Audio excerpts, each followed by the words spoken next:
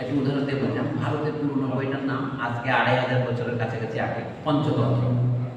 ইংরেজরা এখন ইংরেজি দিকে অনুবাদ করছে জানেন, 5 ডিসকোর্সেস। আর আমাদের তরুণেরা এখন পথ হাতড়াই বেড়াচ্ছে, ডিসকোর্সে দিয়ে কি হবে, বাংলা কি হবে।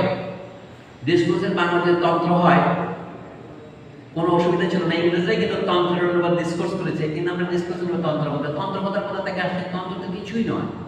আমরা যেটাকে তাঁতিদের তাঁত বলে শিখাই, প্রাকৃত ভাষায় তাঁত, সংস্কৃত ভাষায় তন্ত্র। তার মানে কি একটা একটার সাথে যুক্ত।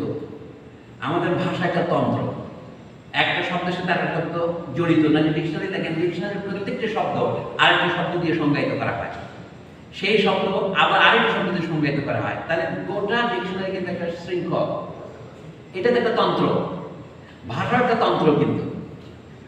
তো যখন সেখানে 5 ডিসকোর্সেস বলছে, 5 ডিসকোর্সেস বা পঞ্চতন্ত্র, এটা সারা পৃথিবীর দৃষ্টি আকর্ষণ করলো কেন? এটা কেন আরবরা অনুবাদ করলো? আরবদের কাছে এখানে এটা ফার্সিতে অনুবাদ হলো কেন, সেটা আবার হিন্দিতে অনুবাদ হলো। খুব মজার ব্যাপার আছে। মানে আমার মূল বক্তব্য হচ্ছে কি, অনুবাদ হয়ে থাকে, কিন্তু অনুবাদের মাধ্যমে আমরা কি অর্জন করি? একটা হচ্ছে যা করতেই হবে, যা না করলে সেটা হচ্ছে শিক্ষা। আমরা শিক্ষা অর্জন করি।